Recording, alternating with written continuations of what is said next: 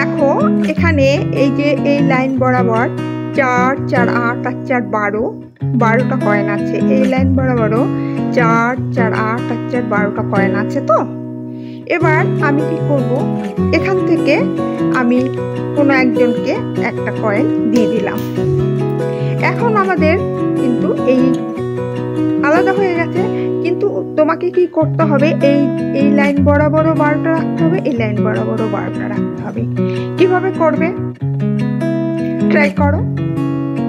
আচ্ছা ভিডিওটা পজ করে নিয়ে ট্রাই করে দেখো হচ্ছে কিনা। আমি করে দিচ্ছি।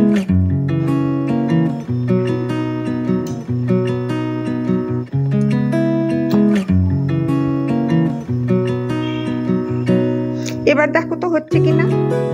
দেখো 3 আর 5 8 আর 4 12। এখানেও দেখো 3 আর 5 8 আর 4 12 হলো। আচ্ছা এবার একটা কাজ করা যাক। এবার এখান থেকে একটা কয়েন আরো কাউকে দিয়ে দেওয়া হলো। এবারও আমাদের বলা হচ্ছে যে 12টা করেই রাখতে হবে। তাহলে কি করতে হবে, তাই দেখো কি করব, এখান থেকে আরেকটা কয়েন আনলাম। এখন দেখো 3 3 6 আর এখানে আছে 6টা 12। তাহলে এখানেও দেখো 3 3 6 আর এখানে আছে 6টা 12। ওকে ঠিক আছে।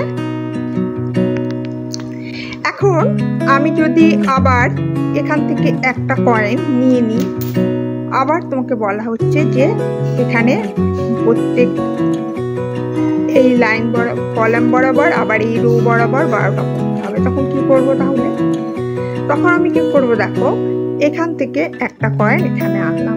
তাহলে এখানে কটা হলো 2 আর এখানে হচ্ছে 7 9 আর 3 12। এখানে দেখো 2 আর 3 5 আর 7 12।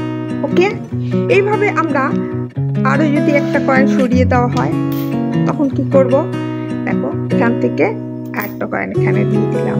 তাহলে কত হলো 2 2 4 আর এখানে দেখো 8টা কয়েন আছে 8 12। এখানেও 2 2 4 আর 8 12। তাহলে বোঝা গেল আমরা কি করলাম, আমরা এদিক থেকে একটা যদি কমাই তখন এই দিক থেকে একটা নিয়ে এখানে বসিয়ে দিই। তাহলে আমাদের হিসাব ঠিক থাকে। ওকে বোঝা গেল।